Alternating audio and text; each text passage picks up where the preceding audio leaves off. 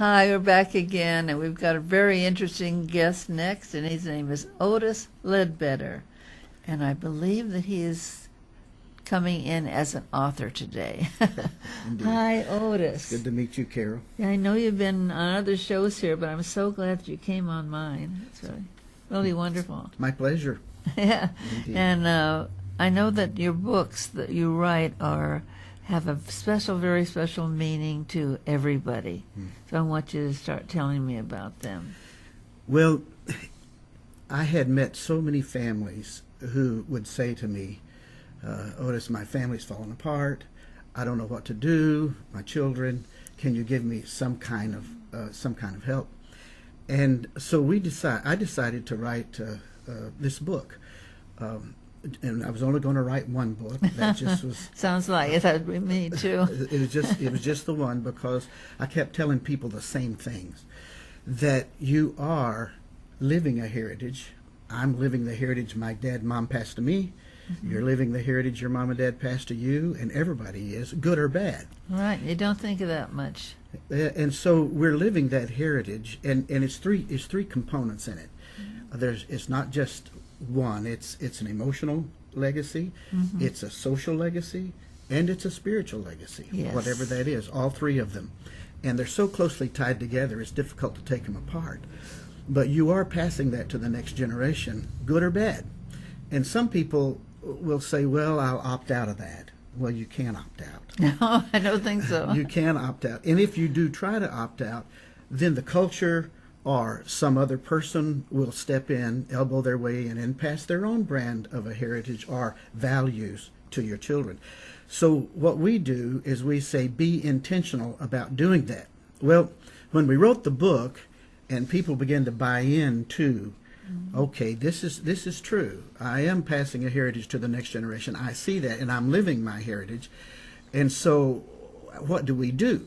And we sort of opened a can of worms, and that's where all the other books came from. This book has turned into 17 books. Oh, my gosh. So we had to do it to give the resources that they wanted when they bought into it. Sure. And our goal was to have 250,000 families doing what we call family nights, and we thought that was such a big goal that we would never reach it.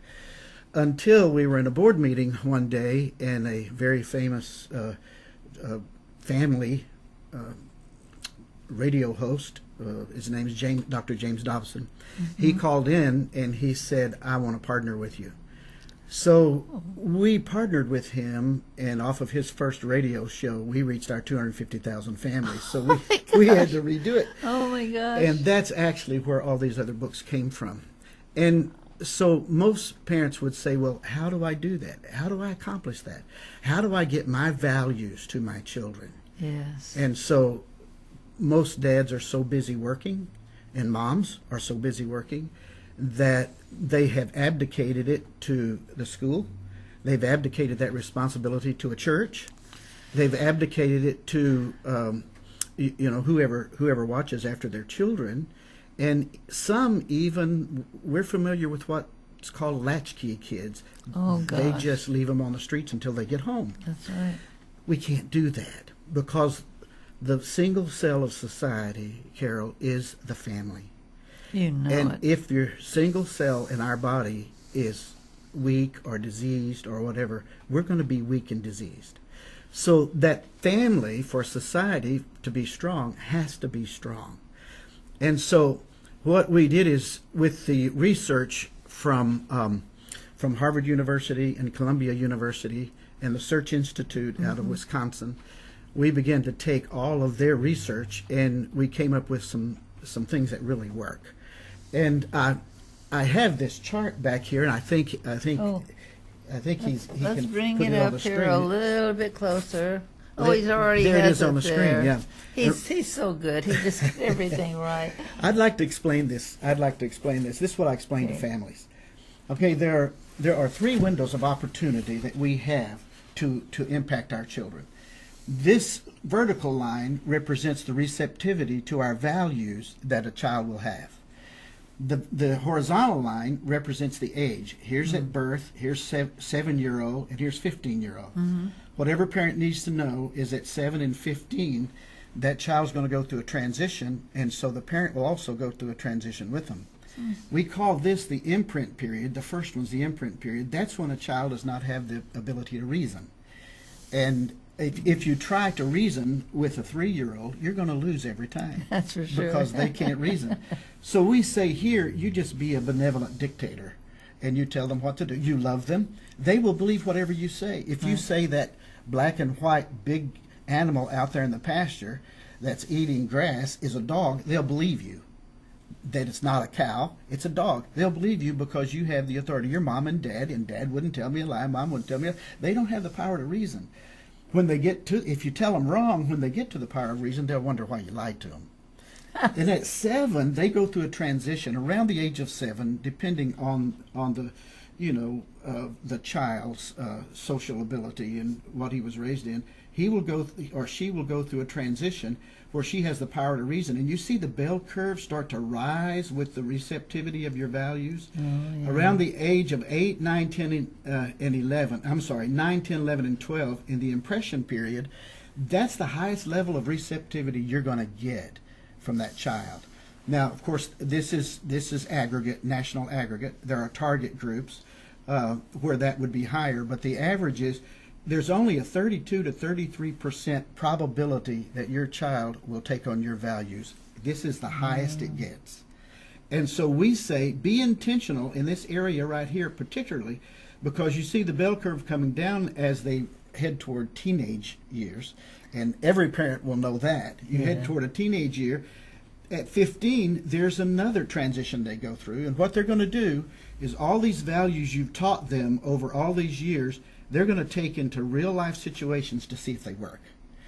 And if those values don't work, that child will find somebody else with values they think will work. It might be a teacher, it might be a coach, it might be a peer.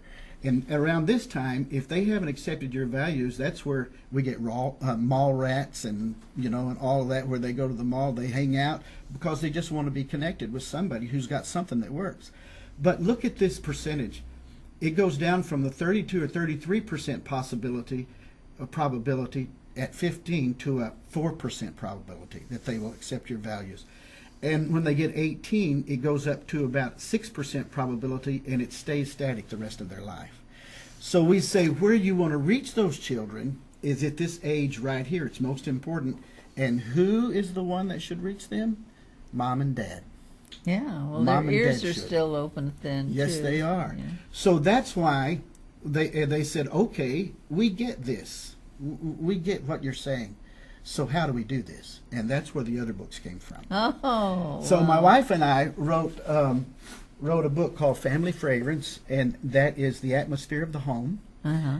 Does it warm the heart or tighten the stomach? When your kid comes home, do they really want to come home or do they not want to come home?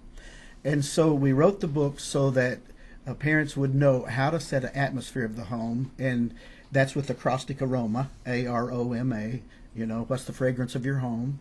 A-R-O-M-A, the aroma. And it's affection, respect, order, merriment, lighten up and have some fun, and affirmation. Those 5 things that a parent should give. Yes. And then after that came another book called Traditions, because a family needs an identity, and identity is obtained through your traditions. Mm-hmm. That's sort of the skids that a heritage glides from generation to generation. That's your right. traditions. That's right. And so we wrote that book, What Do Your Traditions Look Like? And then the one that I think is the best are the family nights. What I try to do, and I would say to a parent, if you're wanting to pass your values, take one night a week and have a family night. Fabulous. And on that family night, do something to pass your values. And one of the ones, if I could just open this book here. Sure. I sort of want to, I put a, and this is so easy for parents to do. In fact, when I talk to dads always say, well, you know what, I can do that. And that's what we want them to do. And we're going to say this time we're going to teach a kid that it's not good to bully, that it's not good to say hurtful things to people. And one of the ways we do it is we say, here's an object lesson, and say I've got 3 kids, I go get 3 tubes of toothpaste, and I get 3 paper plates, and so kids are always wanting to squeeze the toothpaste out, you know. So when I say ready, go, then they take the toothpaste and they squeeze it out in that paper plate. Get it all out. You know, you tell them, get all out, get as much out as you can, and they're having fun just squeezing the paper plate, sure. you know, and that. And then when it's done, I'll take a $10 bill out of my billfold and I'll put it on the table and I say, now the one that can get all of that toothpaste back in that tube has this $10. Well, you wouldn't believe how they try to get it back in there with spoons, with straws, whatever they can to get it back in it, but it's impossible to get it back in there. Oh yeah. And that's when we come. That's when we come to this activity here, and we say to them, you know, you have to watch what you say because you can never take it back. You can never take it back. You can never get all that toothpaste back in that tube. If you bully somebody, if you call somebody a name when you're just angry or something, you need to think about that because you'll never get it back. And you know, for a younger kid right here, we say for younger children, go outside and blow soap bubbles for fun, then ask the children to bring the popped bubbles back to you. Of course, they can't, as the soap is evaporated in the air. And then we explain to that little child that our words are the same. Once we've said them, they're gone. We can't collect them back. We can't put them back into our mouth. That's so true. These 12 books we've got there are all activities on a family night where and it probably takes you 10 minutes to teach this and do this.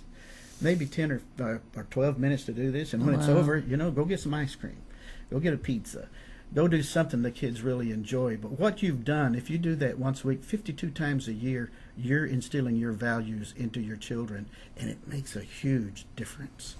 Well, this is so exciting to me because in the past, even my age, your parents are so busy trying to live their own lives that they forget that you're there, you know, sometimes, and they'll just say something really mean or something like, "Oh, you don't do anything right," you know. It just really stays with you all your life. So parents have to learn not to be mean to their children, and they should give them love. You know, love heals everything. That's much better than, you know, right. You got to tell them how wonderful. If they're not beautiful, tell them they're beautiful anyway, because everybody is beautiful in their own way. Inside. Yes. You want to really focus on what's inside them. That's right.